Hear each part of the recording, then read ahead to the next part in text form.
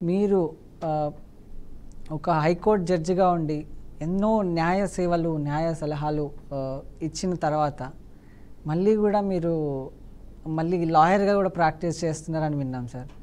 అంటే మీ ఇంత పెద్ద స్టేజ్‌లో ఉన్న మీరు అంటే మీ ప్రస్థానం ఎక్కడి నుంచి స్టార్ట్ అయింది సార్? ప్రస్థానం అంటే చాలా పెద్ద స్టోరీ అవుతుంది చెప్తే.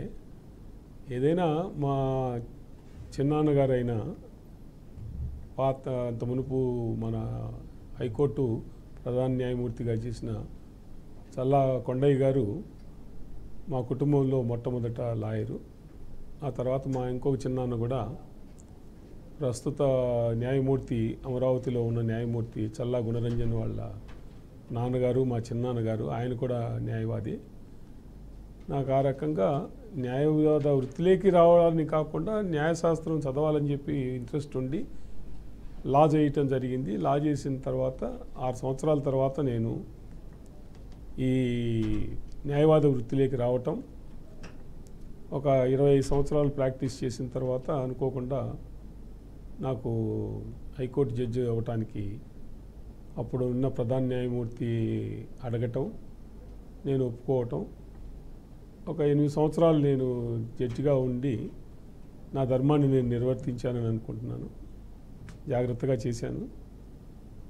ఆ తర్వాత అంటే నేను ఎలానో న్యాయవాదినే కాబట్టి నేను ఇక్కడ తెలంగాణ హైకోర్టు నుంచి రిటైర్ అయ్యాను కాబట్టి తెలంగాణ హైకోర్టులో నేను రాజ్యాంగపరంగా నేను వృత్తిపరంగా ఏమి చేయటానికి లేదు కాబట్టి ఇప్పుడు సుప్రీంకోర్టులోను తెలంగాణ హైకోర్టు తప్ప మిగిలిన అదర్ హైకోర్ట్స్లో నేను న్యాయవాదిగా కొనసాగుతున్నాను. అది ఒకసారి డాక్టర్ అయిన తర్వాత ఆయన జీవితాంతం డాక్టరే, అలానే ఒకసారి న్యాయవాది అయిన తర్వాత జీవితాంతం న్యాయవాదే.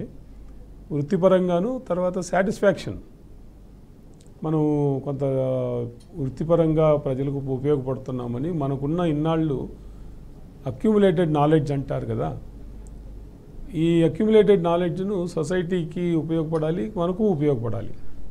వృత్తిపరంగా నాకు ఉపయోగపడుతుంది, నా న్యాయం నేను చేసే సేవ మూలంగా ఆ కక్షిదారుకు కూడా ఉపయోగపడుతుంది.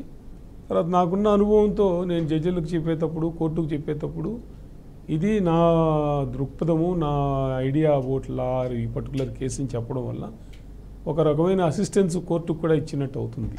దాని మూలంగా నేను వృత్తిపరంగా కంటిన్యూ చేస్తున్నాను.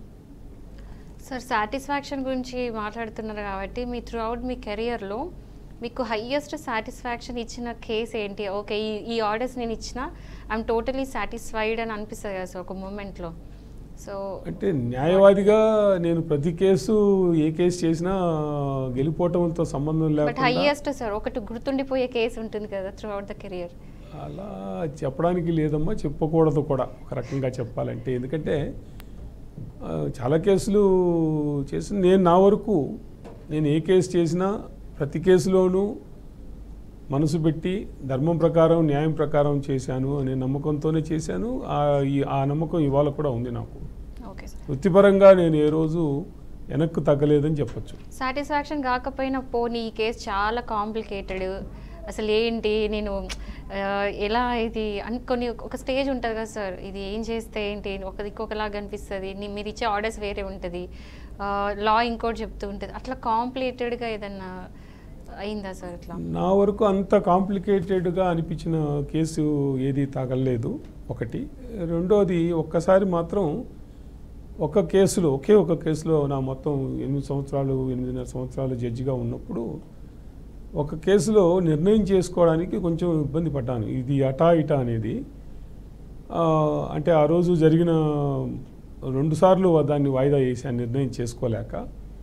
ఫైనల్గా ఎట్టి పరిస్థితిలోని ఇవాళ ఎలా అయినా సరే దీన్ని అటో ఇటో తేల్చేయాలి అని చెప్పి పొద్దున్నే వచ్చి 10:30కు జడ్జిమెంట్ చెప్తానని చెప్పి 10:30కు కూడా నిర్ణయం చేసుకోలేక 2:15కు చెప్తాను అని చెప్పాను. 2:15కు కూర్చున్న తర్వాత ఏదైతే అయింది ఇవాళ నేను దీన్ని ముగిచ్చేయాలి అని చెప్పి ఏది నిర్ణయానికి రాలేదు.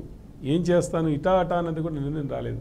కానీ నేను మా అసిస్టెంట్ని పిలిచి డిక్టేషన్ మొదలుపెట్టిన తర్వాత లాస్ట్కి వచ్చే టయానికి నాకు అసిస్ట్ చేస్తున్న అమ్మాయి అంది, అన్నయ్య నువ్వు ఆల్రెడీ రిజల్ట్ చెప్పేసావు అంది. అన్నా నేను. అంటే నాకు తెలియకుండానే ఆ ఫ్లోలో చెప్పేటప్పుడు అది లాజికల్ కన్క్లూషన్గా ఎస్ ఆర్ నో అనే ఆన్సర్ వచ్చింది.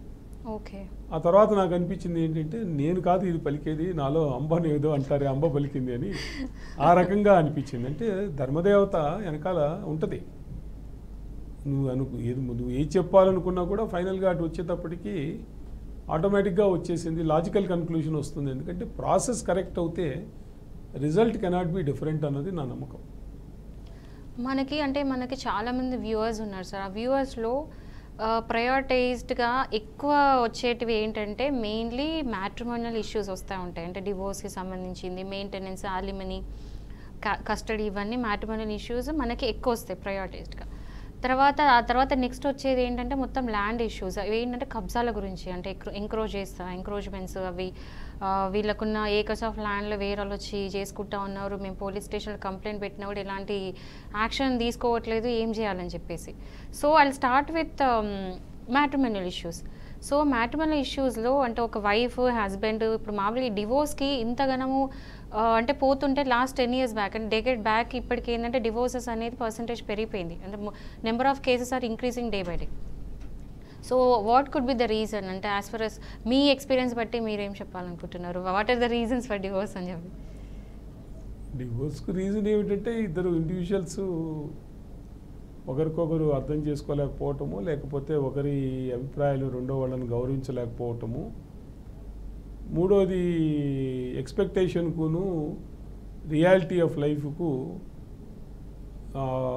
ఆ స్టేజ్లో పెళ్ళికి ముందు పెళ్ళి తర్వాత అనే విషయం వాళ్ళు గమనించుకోలేకపోవటం, రోజువారీ వ్యవస్థ ఇదిగా ఉండటం అన్నది జరిగేది కాదు. పెళ్ళికి ముందు ఏంటంటే బాధ్యత ఉండదు, పెళ్ళైన తర్వాత ఒకరి బాధ్యత కాదు ఇద్దరి బాధ్యత అవుతుంది, ఒకరిదొకరు. ఆ ఒకరిదొకరు భరించటం అన్నది, అడ్జస్ట్మెంట్ అన్నది చేసుకోవటం, ప్రతి క్షణము అది అడ్జస్ట్మెంటే. అక్కడ ఎవరు గెలిచారు ఎవరు ఓడిపోయారు అనేది ఏమీ లేదు. ఎవరి మాట ఇది కాకుండా మన ఇద్దరం కలిసి ఉందామని అనుకోవడం, లేకపోతే ఆటోమేటిక్గా ఇక ఈ ప్రాబ్లమ్స్ వస్తాయని నా అభిప్రాయం. So coming to land disputes, so ఇప్పుడు ఈ భూ కబ్జాలు ఇవన్నీ అంటే ఎక్కడైనా వాల్యుబుల్ ల్యాండ్స్ కనిపిస్తే చాలు కబ్జాలు ఇవన్నీ అవుతూ ఉన్నాయి. సో దీనికి కేర్ తీసుకోవడం కానీ లేదా కోర్ట్ ప్రాసెస్ స్టార్ట్ చేసేటప్పుడు బేసిక్ డాక్యుమెంట్స్ ఏం కావాలి, దాని మీద ఏమైనా చెప్తారా సార్? మొదటి నుంచి కూడా భూమి విషయంకి వచ్చేటప్పటికి బలమున్నోడిదే భూమి అన్నది అందరూ గమనించాల్సిన విషయం. రాజులు అవ్వచ్చు, దేశాలు అవ్వచ్చు, ఇది మొదటి నుంచి జరుగుతున్నదే. కానీ ఒక్కసారి మనము రాజ్యాంగపరంగా చట్టపరంగా ఒక పద్ధతి అనే నిర్ణయం చేసుకున్న తర్వాత ఆ చట్టానికి లోబడే మనకు మనం ప్రొటెక్ట్ చేసుకోవాలి. ప్రొటెక్ట్ చేసుకోవడానికి కొన్ని హక్కులు కూడా ఇచ్చారు. దాన్ని ఇప్పుడు మనకు సివిల్ దావాలు, క్రిమినల్ దావాలు అనేది నీకు తెలిసే ఉంటుంది కదా లాయర్గా. ఈ కొన్ని కబ్జా అన్నది అది ఇల్లీగల్ ఆక్యుపేషన్ అవుతుంది. కొంత చట్టపరంగా ఈ విషయాల గురించి మన చట్టసభలు వాళ్ళు సరిగ్గా అంటే ఈ కాలమాన పరిస్థితులను బట్టి ఆ రకంగా చట్టాలు చేయలేదని అనిపిస్తుంది నాకు. ఎందుకంటే 50 సంవత్సరాల కిందట 100 సంవత్సరాల కిందట ఎవరు దౌర్జన్యంగా ఇంకొకరి భూమిలోకి పోయి ఆక్యుపై చేసి ఇంకొకరి భూమిలో నుంచి వాళ్ళ భూమి మనం లాక్కుందాము అనేది ఎక్కడా చేసిన దాఖలాలు తక్కువ. అది ఈ మధ్యకాలంలో ఇంకొకరి భూమిలోకి మనం పోదాము అనేది ఉంది. కాబట్టి దాని చట్టపరంగా క్రిమినల్ సైడ్ కూడా కొంత స్ట్రెంగ్తన్ చేయాల్సిన అవసరం ఉంది. సార్ ఇప్పుడు అంటే భయం అన్నది లేదు, బలమున్న వాడికి నేను ఏమైనా చేయొచ్చు అనే ధైర్యాన్ని సంఘంలో ఒక రకంగా వచ్చింది. దానికి విరుగుడుగా చట్టపరంగా వీకర్గా ఉన్న వ్యక్తికి కూడా ఆ శక్తిని చట్టపరంగా కలగజేయాలని చెప్పి నేను అనుకుంటున్నాను. నా పర్సనల్ అభిప్రాయం ఇది.